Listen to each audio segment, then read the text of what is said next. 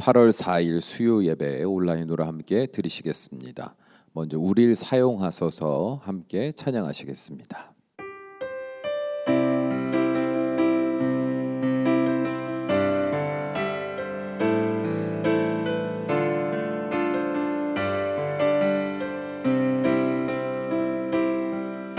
우리에겐 소원이 하나 있네. 주님 다시 오실 그날까지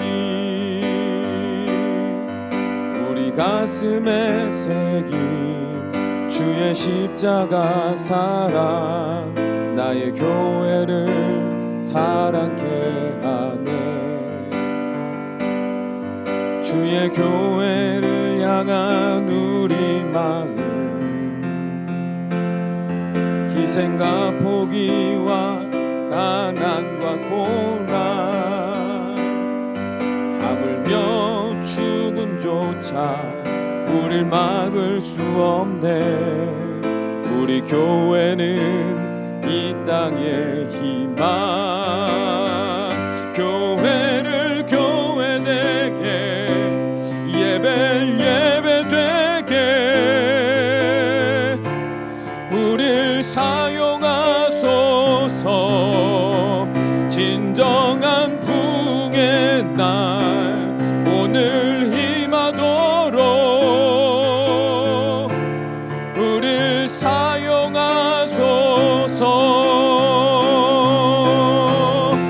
성령 안에 예배하리라. 자유의 마음으로 사랑으로 사역하리라. 교회는 생명이니 교회를 교회되게, 예배를 예배되게 우릴 사용하소서. 진정한 부흥의 날 오늘 임하도록 우릴 사용하소서.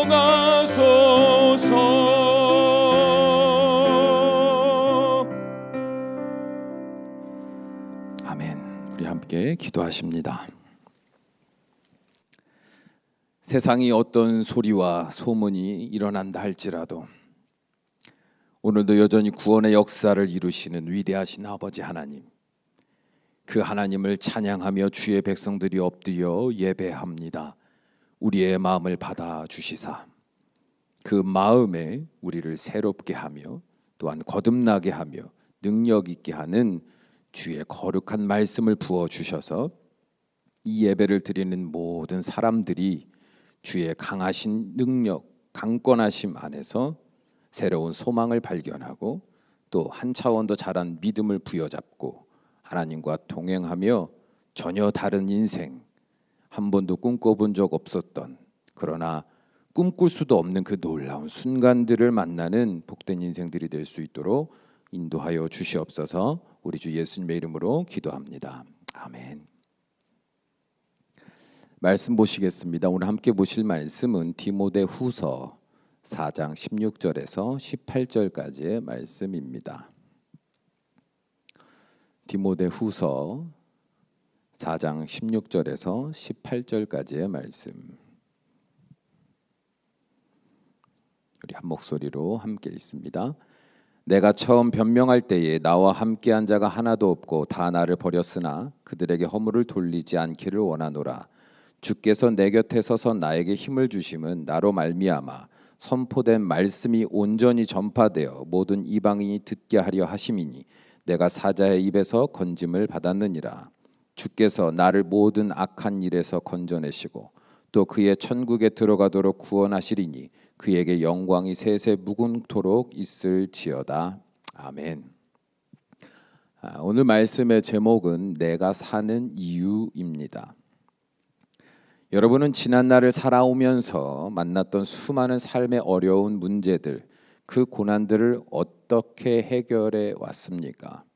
또한 반대로 특별히 어려운 문제들뿐 아니라 지루하고도 재미없이 반복되는 일상의 평범함 속에서 어떻게 인내로 버티며 그 시절들을 살아내 오셨습니까? 잘 생각해 보면 우리는 그때 어떠한 문제 해결 방법이 있어서 그렇게 살아낼 수 있었던 것이 아니었을 것입니다. 그 문제의 해결 방법은 모두 그럼에도 불구하고 내가 살아내야 하는 목적에서 비롯된 노력의 가시적인 결과물들이었을 뿐이죠. 신앙을 떠나서 인간적으로 생각해 보았을 때 일반적으로 부모는 왜 살아갑니까? 바로 자녀를 먹이고 입히고 가르치기 위해서라는 목적 때문입니다. 그래서 힘들어도 포기하지 않고 치열하게 오늘을 살아가는 것 아니겠습니까? 모든 인간이 다 그렇습니다. 태어남과 동시에 본능대로 사는 짐승과는 다르게 인간은 스스로 생각합니다. 질문합니다. 내가 왜 살아야 하는지에 대해서 말입니다. 왜냐하면 인간은 하나님의 형상을 따라 지어진 존재로서 하나님이 스스로의 의지를 따라 온 우주를 창조하셨듯이 인간 또한 스스로의 의지를 따라서 살아가려는 창조 본능이 그 안에 담겨 있기 때문입니다. 그래서 인간은 짐승들과 같이 자연에 순응하며 수동적으로 살아가려 하지 않습니다. 언제나 더 좋은 것, 더 아름다운 것, 더 소중한 것들을 탐구하며 노력하고 결국 그 결실을 만들어내는 성취감을 기뻐하죠. 이 모습은 마치 태초에 하나님이 세상을 창조하시고 그 결과물을 보며 좋아하셨던 모습을 상상하게 합니다. 그래서 인간은 자신이 왜 살아야 하는지에 대한 목적이 불분명하면 혼란스러워합니다. 내가 살아야 하는 목적이 있어야 하는데 그게 없는 거예요. 그래서 다른 사람들은 어떤 목적을 가지고 살아가나 주변을 살펴봅니다. 그랬더니 거의 모든 사람들이 무엇을 위해서 살아가고 있습니까? 돈입니다. 돈. 그런데 조금 더 자세히 살펴보면 또 이 돈 자체가 삶의 목적은 아니에요. 왜냐하면 그들이 돈을 많이 벌려고 하는 것은 그 돈이라는 가치를 가지고 이루고 싶은 자신들만의 목적이 있기 때문입니다. 그래서 다시 그 시야를 옮겨 돈이라는 가치로 도대체 무슨 목적을 이루고자 하는지를 살펴보면 무엇이 보입니까? 돈으로 집을 사려고 합니다. 돈으로 멋진 옷을 사려고 해요. 돈으로 맛있는 음식을 사려고 하고 돈으로 멋진 곳으로 여행 가려고 합니다. 돈으로 안정적인 미래를 준비하려고 합니다. 돈으로 내가 사랑하는 사람들을 돌보려고 합니다. 그렇게 돈이라는 큰 목적은 삶의 작은 목표들을 위해서 사용되고 있었습니다. 이러한 인간의 삶의 목적과 목표는 온 세상 모든 사람들의 삶 그 자체가 되었습니다. 그래서 돈이라는 목적과 그 돈으로 이룬 목표가 얼마나 대단한지가 곧 인간이라는 존재 자체에 대한 평가의 기준이 되어버렸습니다. 이 견고한 사고방식은 역사 이래 지금까지 의심받은 적 없고 무너진 적도 없습니다. 오히려 시간이 지나면 지날수록 그 기세가 더욱 커져서는 마침내 한창 무모한 꿈을 꾸어도 예쁨을 받을 어린 아이들마저도 돈을 많이 버는 건물주가 되는 것이 미래의 꿈이 되게 만들었습니다. 그렇다면 그리스도인들은 이 거대한 돈의 파도 앞에서 어떻게 살아가고 있습니까? 휩쓸려 가고 있습니까? 아니면 그 파도 위를 걸어가고 있습니까? 대부분의 그리스도인들은 그 돈의 파도에 휩쓸려 살아갑니다. 그렇다고 해서 그들이 매일 하나님 앞에서 돈돈 거리는 것은 아닙니다. 그러나 자신의 삶의 목적과 목표가 돈에 있는 사람은 언제나 자기중심적으로 생각하고 그 안에서만 하나님을 묵상할 수밖에 없습니다. 생각해 보십시오. 돈이 삶의 목적인 사람에게 다른 목적이 공존할 수 있다고 생각하십니까? 예수님이 말씀하셨듯이 인간은 절대로 두 목적을 공유하며 살아갈 수 없습니다. 왜냐하면 우리는 그렇게 만들어지지 않았어요. 우리는 하나님의 형상을 따라 만들어진 존재이지 않습니까? 여러분, 하나님은 어떤 분이세요? 여러 목적 안에서 혼란스러워하시며 이랬다가 저랬다가 하는 하나님이십니까? 아닙니다. 하나님은요, 거룩하신 하나님이십니다. 거룩하신 하나님에게 있어서 모든 선택과 기준은 거룩함에 있습니다. 그 거룩 안에 미움이 아닌 사랑이 담겨 있고 분노가 아닌 용서가 담겨 있으며 파괴가 아닌 화평이 담겨 있습니다. 우리가 성경을 자세히 살펴보면 알 수 있듯이 결국 하나님은 죄로 인하여 깨어진 우리를 거룩하게 하셔서 거룩한 하나님의 나라 백성으로 삼으시려는 하나의 목적만이 담겨 있는 것을 볼 수 있지 않습니까? 그게 전부예요. 그러므로 우리 또한 하나 이상의 목적을 동시에 품을 수가 없습니다. 더군다나 예수 그리스도 안에서 거룩한 하나님의 백성이라 칭함을 받은 그리스도인으로서 죄의 탐욕과 결탁된 돈의 무한한 소유욕이 어떻게 아름다운 조화를 이루며 선한 결실을 맺을 수 있겠습니까? 그러므로 돈이 삶의 목적인 사람은 결국 하나님의 거룩한 목적과 공존하지 못하고 오히려 마음으로 생각으로 대적하며 어떻게 해서든지 내 안의 목적인 돈, 그 돈을 써서 인정받고 평안하며 부유하게 될 나에게만 초점이 맞추어져 있습니다. 그리고 이러한 자기중심적인 목적 의식은 삶의 전반적인 모든 영역에도 큰 영향을 주고 있습니다. 단순히 돈이라는 것이 목적이 되어서는 안 된다. 그래서 그런 목적에서 벗어나야 된다 차원이 아니에요. 돈이라는 목적 안에 있는 사람은 결국 나만을 위한 자기중심적인 목적으로 확장된 목적의식 안에 매이게 된다는 거예요. 사람과의 관계를 생각해 볼까요? 항상 내가 지금 이 사람과의 관계 속에서 어떤 마음, 어떤 감정이 들었는지가 제일 중요합니다. 자기 객관화가 전혀 없고 오로지 내가 지금 느끼는 감정, 내가 옳다고 확신하는 생각만이 절대적인 진리가 됩니다. 그래서 하나님 앞에 나아갈 때도 나라는 사람의 연약함이나 무지함에 대한 회개가 없고 언제나 주변 사람으로 인한 아픔과 그 아픔에서의 자유만을 갈구하는 이기적인 신앙의 태도를 보입니다. 나의 변화가 아니라 나를 아프게 하고 힘들게 하고 짜증나게 하는 사람들의 변화만을 위해서 기도합니다. 또한 교회 공동체로서의 태도에도 분명히 영향을 주죠. 교회가 코로나로 힘들어도 어떤 성도가 경제적으로 육체적으로 힘들다고 해도 별로 관심이 없어요. 이들이 이렇게 사는 이유는요, 오해하면 안 되는 게 그들에게 사랑이 없어서가 아닙니다. 말씀이 부족하거나 믿음이 연약해서 무관심한 것도 아닙니다. 그냥 자기 자신이 자기중심적인 목적의식 안에서 모든 상황을 해석하고 받아들이고 있다는 사실 자체를 모르고 있기 때문입니다. 무엇에 영향을 받아서 살아가고 있는지를 모른다는 거예요. 그러니까 말씀은 말씀대로 듣고 은혜는 은혜대로 받고 마음의 결단은 결단대로 하는데 막상 삶에서 결정적인 영향을 끼치는 것은 나의 목적이 어디에 있는지를 모르고, 그래서 돈과 세상과 나라는 사람의 중심에 둔 그 목적이 내 안에 너무 오래되었고 너무나 강력하여서 나에게 계속 영향을 주고 있는 것. 그래서 하나님을 믿으나 마음의 감동도 있고 결단도 하나 결국에는 세상의 목적의식, 그 돈의 목적의식, 나 중심의 목적의식대로 살아가고 있는 것을 모른다는 거예요. 모른다. 이러한 삶을 바라볼 때 우리는요, 화를 낼 일이 아닌 것을 알아야 됩니다. 이거는 화낼 일이거나 막 정죄하거나 손가락질할 일이 아니라요, 안타까운 일인 거예요. 안타까운 일. 평생을 늑대와 함께 먹고 자란 아이가 동물의 방식으로 생활하는 모습이 여러분 화날 일입니까? 안타까워할 일이죠. 왜냐하면 그가 인간다운 삶을 살지 못하는 것이 그가 이기적이어서가 아니라 그게 어떤 삶인지 전혀 이해할 수 없는 구조 안에서 평생을 살았기 때문입니다. 여러분은 어떠십니까? 여러분의 삶의 목적과 그 목적으로 날마다 세우는 목표는 무엇입니까? 하나님을 사랑하는 것도 알고요, 교회를 사랑하는 것도 알고요, 하나님의 뜻대로 말씀대로 살고 싶어 하는 것도 압니다. 알아요. 그런데 결국에는 그렇게 살지 못하는 이유가 뭐냐는 거예요.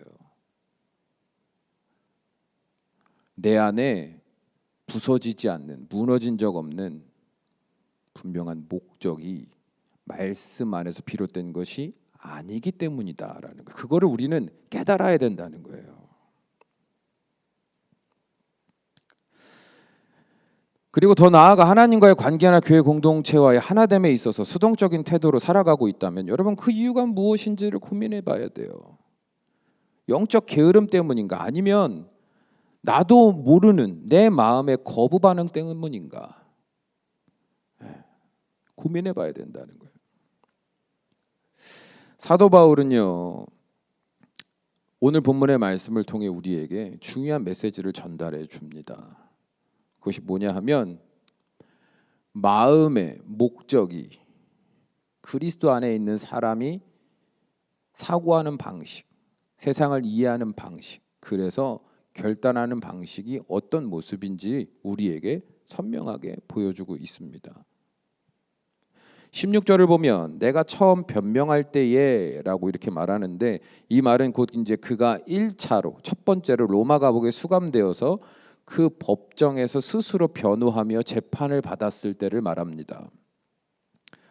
그러니까 그 상황을 떠올리며 사도 바울은요 이제 다음과 같이 이야기하는 거예요. 오늘 이제 이 세 구절의 말씀을 그의 인생의 앞에 있는 이야기와 그 당시의 상황과 그 전후 상황을 좀 다 이렇게 포괄해서 조금 그의 마음에 가까운 어떤 해석을 통해서 다시 한번 좀 길게 서술해 보자면 이런 내용이 될 거예요.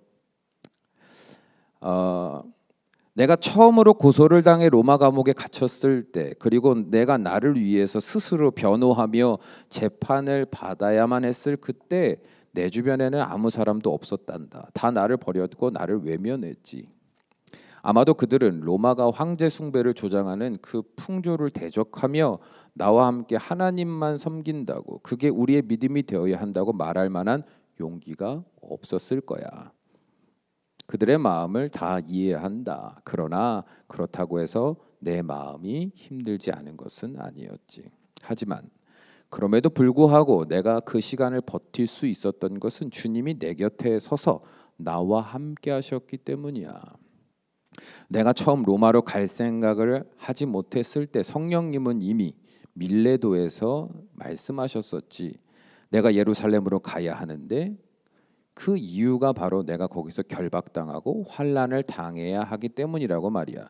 그게 구체적으로 무슨 말씀인지는 몰랐지만 이내 알게 되었지. 곧 내가 복음을 전하기 위해서 고난을 당하게 될 것이니 마음을 잘 지키라고 먼저 말씀하셨던 거라는 것을 말이야. 그리고 믿음의 동역자 아가보를 통하여 다시 한번 말씀해 주셨어. 예루살렘에서 유대인들에게 결박당하여 이방인의 손에 넘겨줄 거라고 말이야. 그리고 그 말씀하신 대로 나는 로마로 압송되었고 재판을 받아야 하는 그 자리까지 가게 됐어. 그러나 놀랍게도 재판받는 그 자리에서도, 감옥에 갇힌 그 상황에서도 복음을 전할 수 있는 기회를 얻게 되었어. 결국 주님이 이 모든 상황을 다스리시며 나를 돌보시며 그 기회의 문을 열어주시지 않았더라면 내가 로마까지 와서 복음을 전할 수 없었을 거야. 기적인 거지. 주님은 나를 혼자 보내신 적이 없어. 언제나 함께 하시며 나로 하여금 생명을 구원하는 예수님의 십자가와 그 부활의 복음을 전할 수 있도록 늘 환난에서 지켜주셨고 말할 만한 기회를 열어주셨지. 그리고 때때로, 아니 오늘도 내가 감옥에 갇혀 죽을 것과 같은 고통에 쓰러질 때마다 언제나 나를 위로하시며 오늘을 보는 내 눈을 열어 하나님의 나라를 바라보게 하신단다. 거기서 다 갚아주시겠다고, 힘들겠지만 조금만 더 힘내라고 따뜻한 음성으로 나를 품어주시니 나는 언제나 흔들리지 않는 삶의 목적, 그 구원의 은혜를 붙들고 살아갈 수 있는 거야 라고 고백하고 있습니다. 그러므로 여러분, 사도 바울의 진실된 고백을 바라보며 우리는 진지하게 결단해야 합니다. 무엇을요? 돈을 버리고 하나님만 섬기기로 결단해야 될까요? 아니면 땅끝까지 나아가 복음을 전하기로 결단해야 됩니까? 아니에요. 지금 그게 중요한 게 아니에요. 그게 먼저가 아니에요. 지금 우리가 결단해야 할 것은 바로 우리 주 예수 그리스도 안에서 인생의 목적이 다시 세워지기를 간절히 바라며 구하겠다는 결단을 해야만 합니다. 여러분, 이게 먼저예요. 내 근본이 죄의 탐욕과 돈에 물들어 있는데 어떻게 그 위에 새 집을 지을 수 있겠습니까?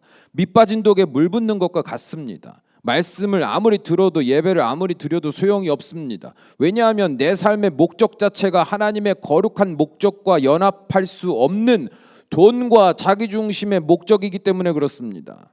아무리 죄책감을 갖고 아무리 인위적인 종교적 열심을 낸다 하더라도 나도 모르는 내 안의 목적이 완전히 뒤집어지지 않으면 아무런 소용이 없습니다. 자기 자신을 철저하게 말씀 앞에서 평가하십시오. 왜 살아가십니까? 무엇을 위해서 기도하십니까? 무엇 때문에 기독교인이라는 정체성을 내려놓지 않고 계십니까? 만일 거룩하신 하나님과 동행하며 그 하나님을 사랑하기 때문에 그리고 그 나라에서 영원히 함께 살아갈 것을 분명히 믿고 바라는 목적이 아닌 목적을 위해서 생각하고 마음 먹고 살아가고 있다면 그런 자기 자신을 냉정하게 채찍질해야 합니다. 그리고 그런 자기 자신의 있는 그대로를 다 끄집어내어 감추지 말고 예수님의 십자가 앞에 내려놓으십시오. 눈물로 통곡하며 십자가 앞에서 새 사람으로 거듭나기를 간절히 구하십시오. 그 방법밖에 없습니다. 늘 돈 때문에 마음이 우울하고 늘 돈 때문에 자기 자신감이 없고 늘 돈 때문에 미래에 대한 두려움과 염려로 가득 차서 하나님 앞에 엉엉 우는 하나님 도와주세요 하는 그런 기도 말고 그런 통곡 말고 우리의 통곡이 바뀌어야 돼요.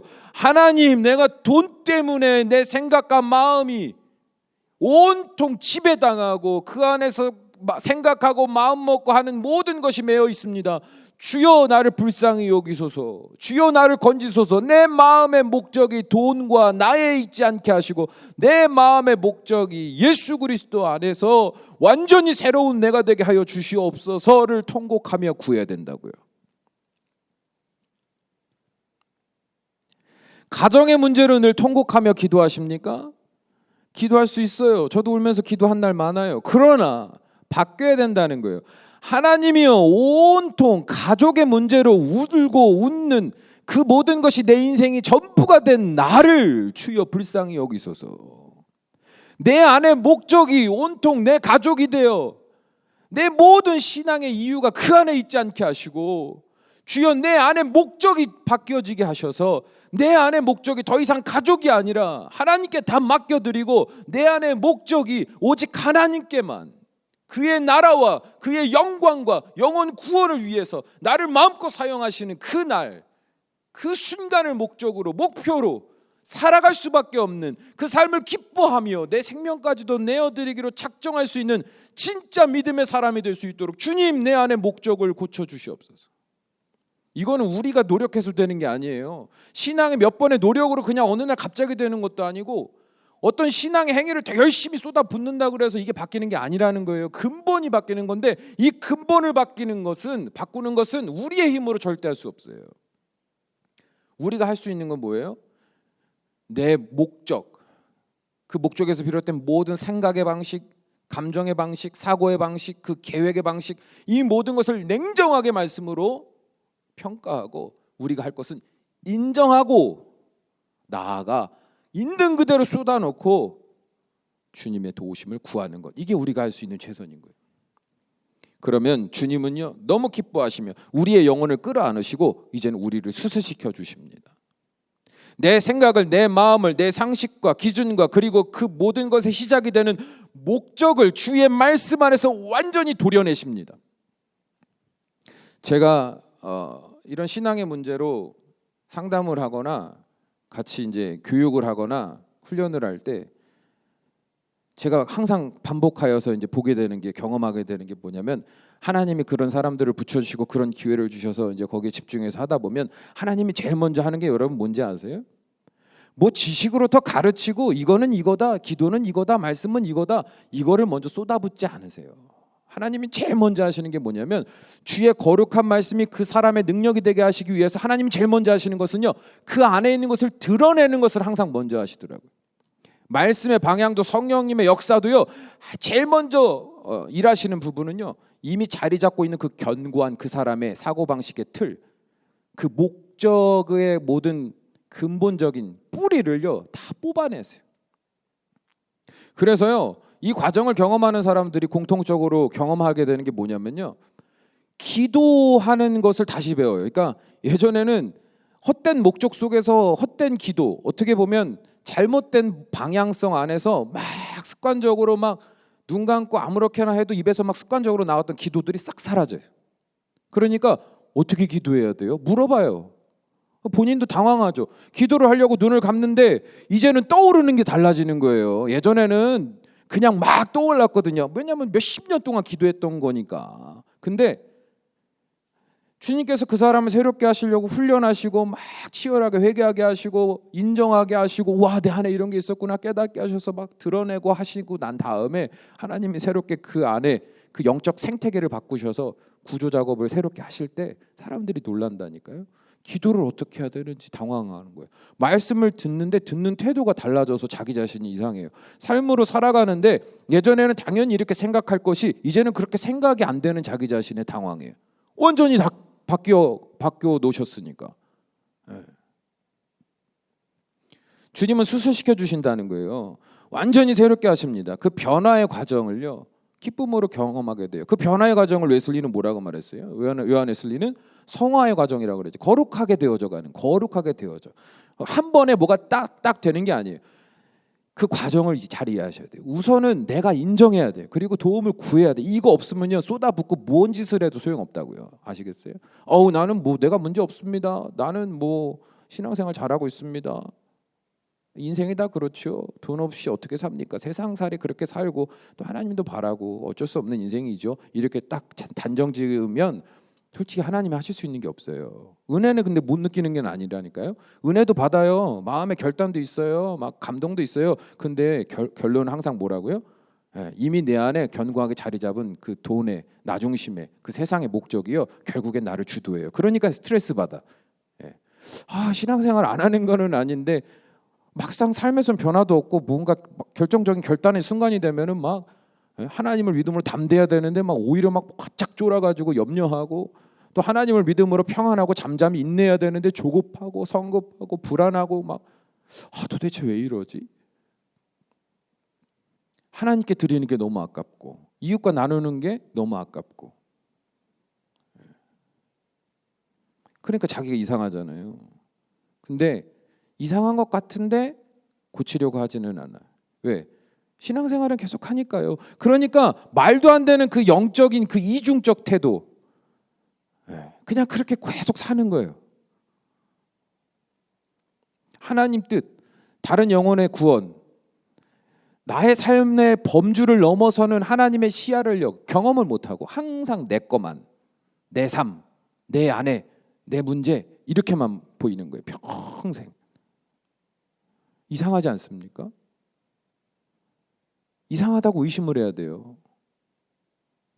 그러면 주님이요, 새롭게 하신다. 그 과정이. 그래서 그걸 다 드러내게 하시고 깨끗하게 치유하시는 거예요. 말씀으로 하시는 거예요. 말씀으로. 그래서 매일같이 말씀을 들으라는 이유가 뭔지 아세요?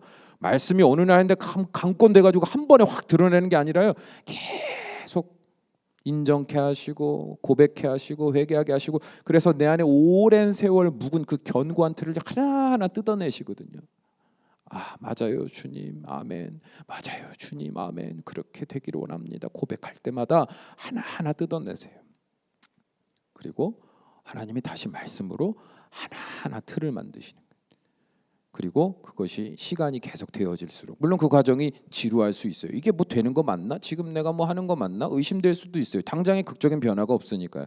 그런데 여러분, 조급하지 마시라는 거. 하나님이 알아서 하세요.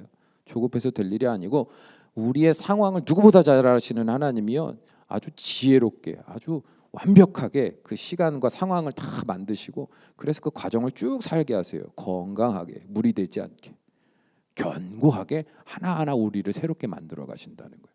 그러면 우리는 점점 그 시간 지날수록 알게 됩니다. 이렇게 사는 것이 이렇게 자유로운 일이었구나. 이게 되는 일이었구나. 내가 그렇게 몇십 년 노력해도 안 되는 게, 주님께 나를 인정하고 내 내면의 모든 세계를 내어 맡기니 말씀 안에 그냥 뛰어들은 것밖에 없는데, 그렇게 되기를 간절히 구한 것밖에 없는데 내가 이렇게 되다니, 참 이게 은혜구나 고백하게 되실 거예요. 사랑하는 여러분, 삶의 목적이 달라지면 매 순간의 목표도 달라집니다. 목적이 바뀌어야 그 안에 담긴 사사로운 목표들도 다 달라져요. 유난스럽게 극단적으로 내 삶의 균형이 깨어진 그런 광신도적인 신앙생활이 아니라요, 내 육신의 모든 상황을 포괄하고 수용하며 새롭게 해석해내는 영적인 시야가 열릴 겁니다. 그래서 영과 육의 삶, 나와 타인과의 삶, 그리고 하나님과 나와의 삶이 아름다운 조화를 이루며 어디를 가든지 하나님과 사람에게 아름다운 사람이 되어 놀라운 구원의 역사를 이루어갈 거예요. 예전에는 집을 사고 차를 사고 돈을 모으는 게 목표였고 자녀 잘 되고 아프지 않고 성공하는 게 목표였어. 그런데 내 목적이 바뀌니까 지금 사는 것도 감사하고 지금 누리는 것도 감사하고 내 자녀의 문제도 하나님께 맡겨드리니 평안하고, 그래서 내 자녀가 그 문제가 해결됐나 안 됐나를 바라보며 스트레스 받았는데 이제는 내가 어떻게 되냐면 이 과정 또한 자녀에게 지혜가 되게 하실 거고, 이 과정을 통해 우리 자녀가 믿음으로 자라가게 하실 거고, 이 과정을 통해 우리 자녀가 세상에서 더 단단하고도 용감한 사람이 되게 하실 게 믿어져. 그러니까 문제 해결을 바라보는 게 아니라 그 과정을 살고 있는 그냥 그 아이를 있는 그대로 품어주는 거. 괜찮아 할 수 있어, 해보자. 완전히 말이 바뀌어요. 사고방식이 바뀌니까. 이 모든 것은 어디에서 시작되는 거예요? 쭉 원인을 파악해보면 목적이 바뀌었기 때문이고 목표가 바뀌었기 때문이고, 그래서 내 시야가 바뀌고 내 말이 바뀌고, 이게 원리예요. 자녀 사랑해야지, 용서해야지, 돈이 아니라 하나님만 바라봐야지, 막 이렇게 여러분 바깥쪽부터 수리하고 내가 막 힘써가면서 막 긴장해가면서 조정해가지고 여러분 내가 바뀌는 게 아니라고요. 우리의 힘으로 되는 게 아니에요. 내 내면을 주님께 맡기고 내 목적이 하나님이 되고 그 나라가 되고 그 영광이 되기를 바라는 그 간절함으로 나아가십시오. 그러면 주님이, 우리 예수님이 우리를 품에 안으시고 완전히 새롭게 수술시켜 주실 겁니다. 그 과정을 인내로 견디게 하시고 그 과정 끝에 마침내 사도 바울의 고백과 같이 그들은 나를 다 버렸으나 그들에게 나는 아무 원망할 거 없다. 고난 가운데 있었으나 오히려 그 고난 가운데 하나님의 뜻을 내가 발견했고, 도저히 감당하기 어려운 환경 속에서도 내 눈을 열어 하늘을 보게 하시니 내가 무엇으로 두려워하리요? 주여 세세무궁토록 영광 받으소서. 우리 모두 그런 사람이 되기를 주님의 이름으로 축원합니다. 이 시간 함께 기도합니다. 하나님, 내가 사는 이유가 우리 주 예수 그리스도 안에서 완전히 새롭게 되는 복된 인생이 될 수 있도록 주님 나를 붙드소서. 그 질서를 발견하게 하시고 그 섭리를 깨닫게 하시고 그 과정을 인내로 살아낼 만한 영적인 확신을 주셔서 포기하지 않게 하시고 그 과정을 견뎌내 마침내 하나님이 내 삶의 모든 목적이 되는 복된 인생 되게 하여 주시옵소서. 우리 간절한 마음으로 함께 기도합니다. 사랑이 많으신 우리 아버지 하나님, 우리의 마음이, 우리의 중심이 무엇을 향하고 있는가, 우리는 어떤 목적 위에 살고 있는가, 어떤 목적에 영향을 받아 생각하고 마음 먹고 결단하고 살고 있는가.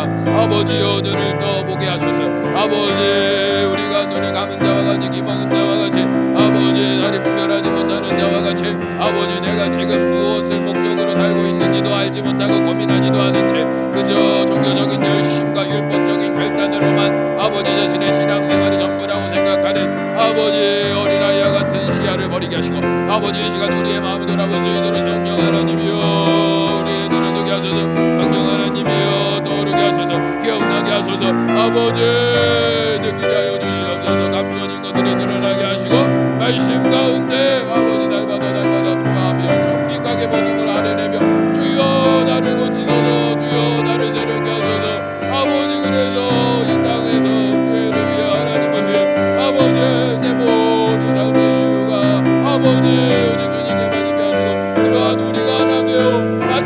어둠을 뚫고 저 파도를 뚫고 나아가 담대히 하나님의 영광의 이름을 드러내며 찬양하는 우리가 되어 우리를 통하여 하나님 놀라운 기적을 이루시는 하나님의 역사가 우리의 삶의 간증이 되는 복된 인생들이 될 수 있도록 인도하옵소서.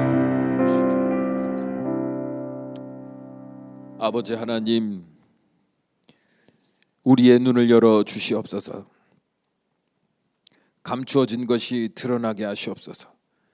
깨닫게 하시고 인정하게 하시고, 그래서 주님 앞에 나아가 있는 그대로 아뢰어 이제는 문제와 사람과 내 삶으로만 국한되었던 시야가 넓어져 하늘을 보게 하시고 세상을 바라보는 하나님의 마음을 느끼게 하시고, 그래서 하나님의 뜻을 깨달아 진심을 다해 사랑하되 염려하지 않으며 최선을 다해 기도하되 의심하지 않으며 담대히 세상으로 나아가되 흔들리지 않는 믿음의 복된 사람들 되게 하셔서 어딜 가든 하나님의 뜻이 우리의 삶을 통해 이루어지는 복된 인생들이 될 수 있도록 축복하여 주시옵소서.